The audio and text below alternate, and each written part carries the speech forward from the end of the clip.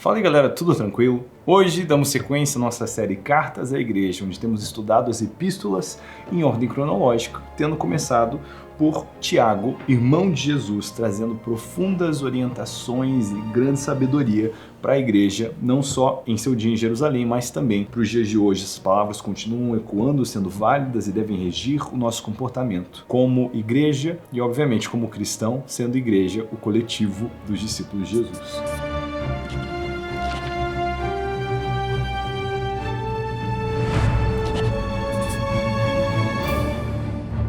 Hoje estamos lendo a nossa última porção de Tiago antes de partirmos para Gálatas. E temos aqui muita riqueza e, como sempre, né, com o Tiagão não tem diferente. Hoje vem pancada, então já aperte os seus cintos e se prepare. Mas pelo menos vem com uma pitada de esperança também. Tiago 5, a partir do versículo 7 até o 20. Portanto, irmãos, sede pacientes até a vinda do Senhor. O lavrador espera o precioso fruto da terra, aguardando com paciência até que receba as primeiras e as últimas chuvas. Sede vós também pacientes, fortalecei o coração, porque a vinda do Senhor está próxima. Eu já vi gente dizendo, o pessoal dizia isso desde aquela época. Pois bem, cada vez mais próximo.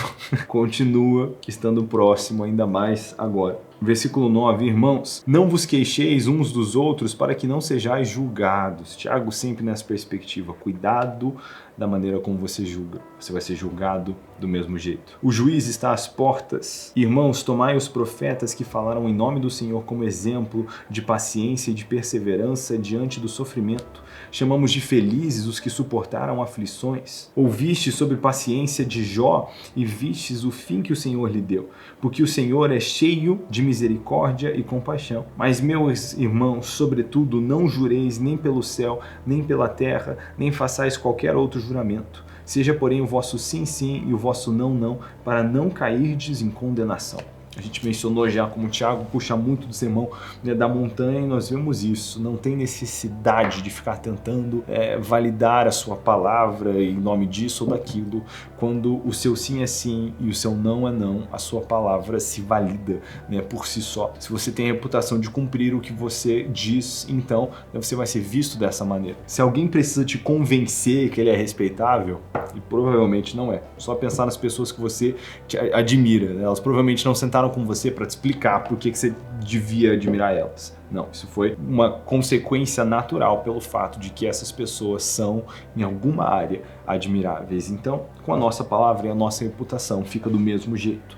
E isso é crucial para o cristão. Eu já vi situações muito tristes onde, né, profissionais em áreas diferentes, sendo cristãos, tendo adesivo de versículo, né, no veículo da empresa, versículo na camiseta, às vezes não tinham atitudes honestas no seu trabalho. E isso é lamentável. Nós deveríamos ser os primeiros a se preocupar com a honestidade e a excelência e todas essas coisas, porque isso agrada o Senhor. Então, a paciência, ela faz parte também da nossa vida. Nós aguardamos nas primeiras e últimas chuvas e fortalecemos o coração porque a vinda do Senhor está próxima. Então, eu sei que tem dias que você acorda, você olha para o mundo, você pensa, Maranata, Senhor não dá mais, volta logo, mas paciência, fortalece o coração, porque o nosso Senhor vem em tempo bom. Olhando para a sua primeira vinda, o tempo histórico foi impecável, era um momento crucial para fazer isso,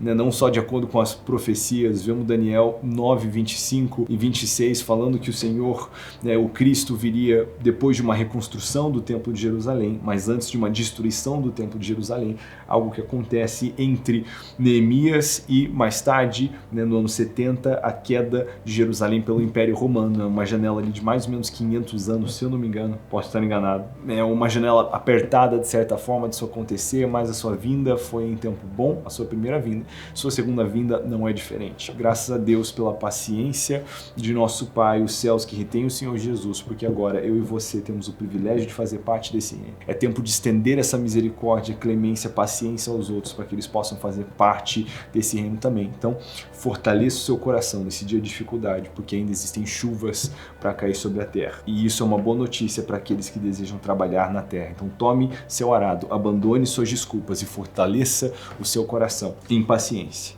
porque a vinda do Senhor está próxima. Indo para o versículo 13. Alguém entre vós está aflito? Ore. Alguém está contente? Cante louvores. Algum de vós está doente? Chame os presbíteros da igreja para que estes orem sobre ele, ungindo-o com óleo em nome do Senhor, e a oração da fé salvará o doente. E o Senhor levantará, e, se houver cometido pecados, será perdoado. Portanto, confessai vossos pecados uns aos outros e orais pelos outros para serdes curados. A súplica de um justo é muito eficaz. Elias era humano e frágil como nós. Ele orou com insistência para que não chovesse. Por 3 anos e 6 meses não choveu sobre a terra. Ele orou outra vez e o céu deu chuva e a terra produziu o seu fruto. Então, aqui nós temos ideias muito interessantes, inclusive uma que eu acredito do fundo do meu coração, é uma mensagem que precisa ser resgatada à igreja. Então nós temos aqui Tiago, o irmão do Senhor, trazendo, né, essa orientação à igreja muito forte. No versículo 14 ele diz o seguinte: algum de vós está doente, chame os presbíteros da igreja para que estes orem sobre ele, ungindo com o óleo do Senhor, e a oração da fé salvará o doente, e o Senhor o levantará, e se houver cometido pecado, será perdoado. Portanto, confessai vossos pecados uns aos outros e orai uns pelos outros para serdes curados. Então nós estamos vendo aqui cura que ela está atrelada à confissão de pecado. Isso debaixo de uma perspectiva de que o Senhor, ele disciplina o filho a quem ele ama, como nós vemos em Hebreus 12:6, nós precisamos entender. É um tema no livro de Tiago, que contemplarmos os nossos desejos que são maus vai dar lugar ao pecado, e o pecado, por sua vez, dá lugar à morte. Agora, a consequência do pecado, ela é grave, gravíssima, mais do que nós podemos enxergar. Então, a bondade do Senhor em disciplinar os seus filhos, às vezes está nessa enfermidade, ela está atrelada ao pecado que nós demos espaço, mas isso para nós pode servir como um lembrete. E ao praticarmos isso, de virmos e confessarmos o nosso pecado, gente, isso é um processo tão vergonhoso que te ajuda muito a não cair num ciclo vicioso de ficar repetindo esse pecado, porque você se expõe a um processo que traz cura e de não ficar repetindo isso. Agora, ele está falando de enfermidade que entrou na vida de alguém por causa do pecado. Então, isso é algo que acontece na igreja hoje. Muitas pessoas estão enfermas porque elas deram lugar ao pecado, né? O pecado trouxe enfermidade. Precisamos entender também, e vamos falar sobre isso de maneira completa, pelo menos para o nosso panorama de maneira básica, talvez completa e exagerado, mas vamos falar sobre esse quadro todo. Não quer dizer que toda enfermidade é causada por pecado. Nós vemos, né, os amigos de Jó falando: o que você fez? O que você pecou? Porque está sofrendo, só pode ser o pecado que deu lugar ao sofrimento, embora a Bíblia diga que Jó era irrepreensível. Então não foi um pecado de Jó que trouxe esse sofrimento. Ah não, mas Jó disse que o que ele temia sobreveio ele, então ele pecou com medo. A Bíblia chamou Jó de irrepreensível. Eu acho difícil a gente tentar inventar ou determinar qual foi o erro dele quando diz que ele não tinha motivo de repreensão. Então não foi o caso de Jó.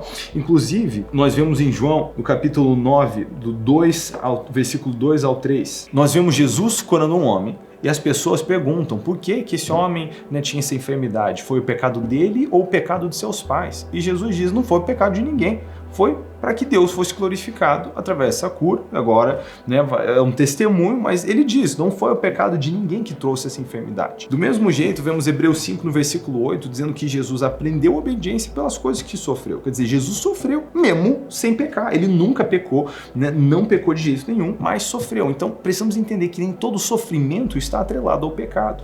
Existe sofrimento que são dores de crescimento que o Senhor permite para a nossa própria edificação, que é o fogo nos formando e nos forjando. E existe sofrimento que é consequência, né, desse mundo que é caído e tem uma natureza pecaminosa, né, que instalou o sofrimento nesse mundo. Existe sofrimento que é consequência das nossas próprias decisões ruins e a nossa própria falta de sabedoria.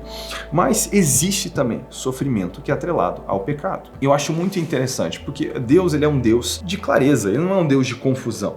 Não é pra gente ficar então estabanado sem saber de onde vem o sofrimento, muito pelo contrário. É uma boa prática, algo que minha família tem praticado, que isso trouxe muita riqueza para minha família, tem sido muito bom para nós. Toda vez que alguém fica doente, a gente para orar. Fala, Senhor, por que aconteceu isso aqui? Né? Por acaso nós demos lugar ao pecado? E, gente, é surpreendente. Eu tenho, né, uma experiência que foi um divisor de águas para mim. Eu me recordo de uma ocasião onde minha filha, ela estava doente, ela estava com uma febre terrível, altíssima, e a gente ali estava relutante na hora de dar o remédio, mas estava orando com ela, aplicando fé, e eu sentia como se essa oração estivesse batendo no teto. Parecia que eu orava, não estava acontecendo nada, mas do fundo do meu coração eu sabia que eu estava orando com fé, né, pedindo, sabendo que eu ia receber. Eu não conseguia ver um bom motivo, né, para aquilo não estar acontecendo, e eu lembro que eu, frustrado, fui conversar com o Senhor falando, Deus, o que está acontecendo? Por que essa oração está batendo no teto? E frustrado eu falei, eu fiz alguma coisa para você não estar me ouvindo? Tipo, e o Senhor falou assim, você fez. Eu tomei um susto, não estava no meu radar. E eu comecei a orar, falei, Senhor, o que foi que eu fiz? O Senhor me trouxe à memória algo que tinha acontecido meses atrás e o Espírito Santo falou comigo, você precisa falar com o seu discipulador sobre isso.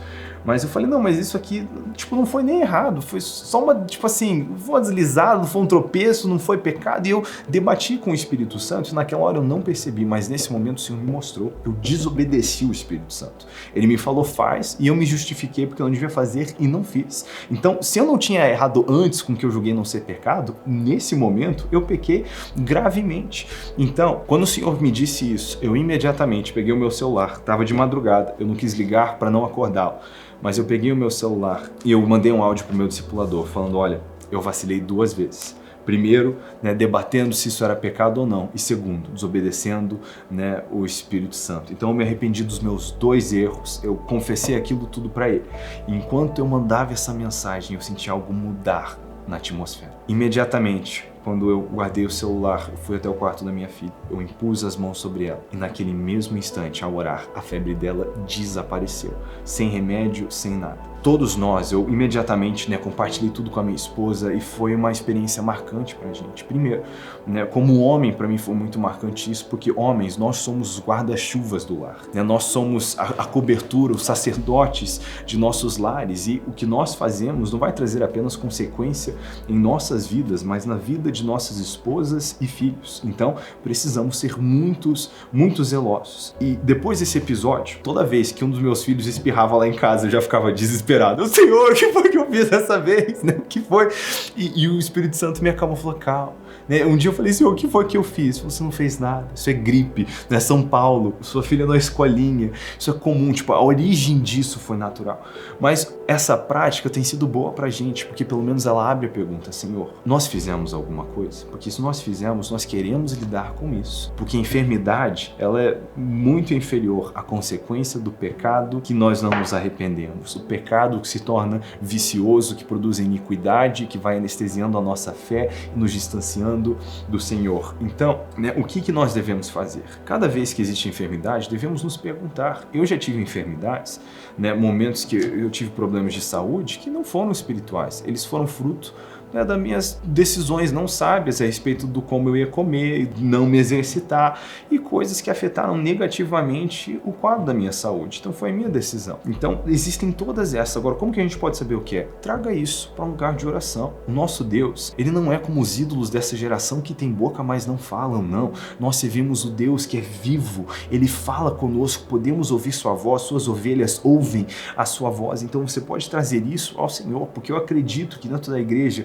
existem muitas pessoas que estão carregando enfermidades desnecessárias pela falta de confessar os seus pecados. Muitas vezes é o pecado que você cometeu que abriu a porta para a enfermidade na sua vida ou na vida da sua família, e você precisa se arrepender. Você precisa confessar esse pecado para que você seja curado. Precisamos trazer isso para a igreja, para, né, como um corpo, sermos tratados. Gente, é tão vergonhoso você admitir que pisou na bola, mas isso quebra o seu orgulho, faz justiça às escrituras que diz que quando somos fracos, somos fortes. Quando admitimos a fraqueza do nosso braço, damos lugar à graça do nosso Senhor Jesus, que diz Judas 1, no versículo 24, não somente nos apresenta sem mácula diante do Pai, mas nos socorre para não tropeçar no dia de hoje. Então essa graça que nós necessitamos para levar vidas santas, de acordo com a vontade daquele que nos chamou. Então, recapitulando aqui para encerrarmos, o pecado vai trazer sofrimento e enfermidade, mas nem todo sofrimento e enfermidade é consequência do pecado.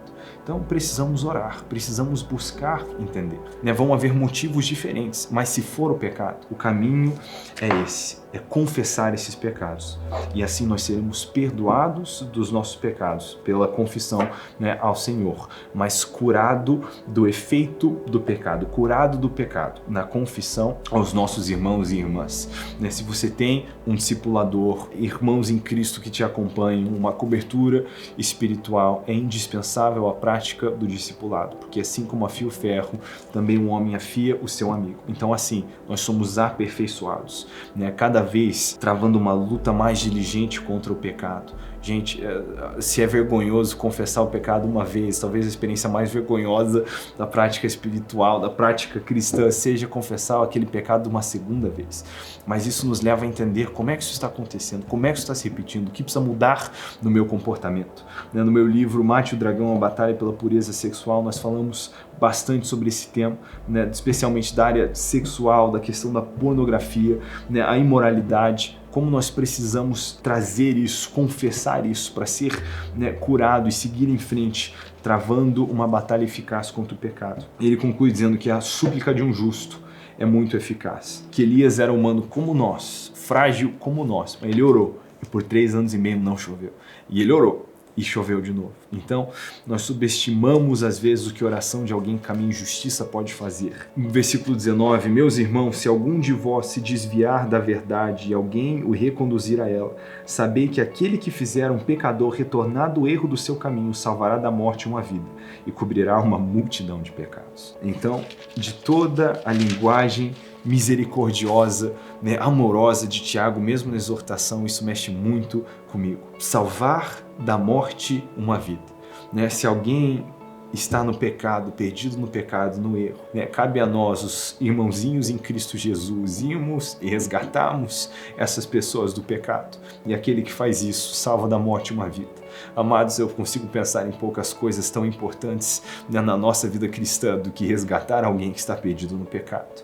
Então, a gente não pode ouvir isso tudo, né? Tudo isso que a gente acabou de ler nessa epístola de Tiago, quantas orientações para a vida cristã, como lidamos com a justiça, com o pecado, com a vida financeira, a advertência para os ricos, para os projetos humanos, tudo isso diz tanto a nossa vida do dia a dia, mas nós não podemos ouvir isso tudo ignorando onde Tiago já começou, que precisamos ser praticantes da palavra e não somente ouvintes.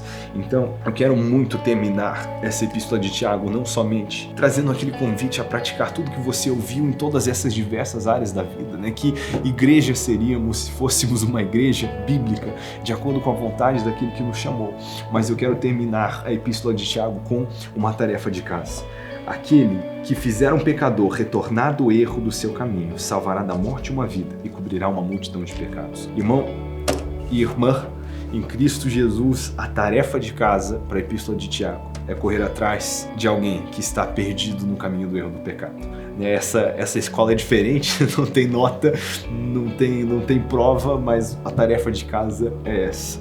Ir atrás de alguém que está no erro, algum amigo, eu tenho certeza que você tem, que está perdido, sabe? E não é só uma conversa insistente, mas eu estou falando de dobrar os joelhos, de interceder, orar que o Espírito Santo constrange esse coração. Eu recentemente tive a experiência de um amigo muito próximo meu. Ele por anos caminhou com o Senhor, só que recentemente o coração dele se anestesiou numa vida de pecado e ele estava caminhando distante. Mas eu não conseguia aceitar isso. Eu tinha junto com ele, na mesma salinha de oração, ouvido palavras proféticas sobre o chamado dele. E durante um período de quase 3 anos, eu estive orando por ele, orando tanto, minha família, outros amigos. E recentemente eu me encontrei com ele. E cara, ele é outra pessoa, ele é como aquele rapaz antigamente apaixonado por Jesus como um novo convertido, e tem sido gostoso ver ele correndo atrás do tempo que foi perdido. Ele se arrependeu do caminho do erro, do pecado. Ele deixou a misericórdia do Senhor o conduzir ao arrependimento e hoje ele está vivendo mais apaixonado pelo Senhor do que nunca. Então, amados, eu deixo esse encorajamento. A palavra é verdadeira, nunca volta vazia. Quando praticamos o que está escrito, não é de surpreender que vivemos como que está escrito. Então, essa é a tarefa de casa. Correr atrás de alguém perdido no pecado, alguém afastado dos caminhos do Senhor. Ore, interceda por essa pessoa, mas peça com fé, sem duvidar. E aí, certamente, você vai ver o que você está pedindo, obviamente, o Senhor vai respeitar a escolha dessa pessoa, uma escolha, mas eu não acredito. Uma vez o meu professor, Corey Russell, ouvi ele falando isso numa aula de intercessão lá na casa de oração. Eu não acredito que existe uma pessoa na Terra que, se nós orarmos por ela, que ela tenha um encontro com Jesus, que ela não vai ter um encontro com Jesus. O que ela vai fazer com aquele encontro, a decisão que ela vai tomar, aí é a responsabilidade dela, mas pelo menos um encontro, sabe? Isso nós devemos pedir. Então, amado, não subestime o que sua oração pode fazer. Se tem alguém pedido, ore e corra atrás com amor e insistência. E essa é a tarefa de casa. E eu quero ouvir nos comentários desse vídeo mesmo as suas histórias dos irmãos que você trouxe para casa e salvou da morte, cobrindo uma multidão de pecados. Dito isso, Deus te abençoe. Nós nos vemos no próximo episódio, onde vamos conversar sobre a Epístola de Paulo aos Gálatas. E mais uma vez ter um aprendizado muito profundo acerca da vida da igreja e a vontade de Deus para os seus discípulos.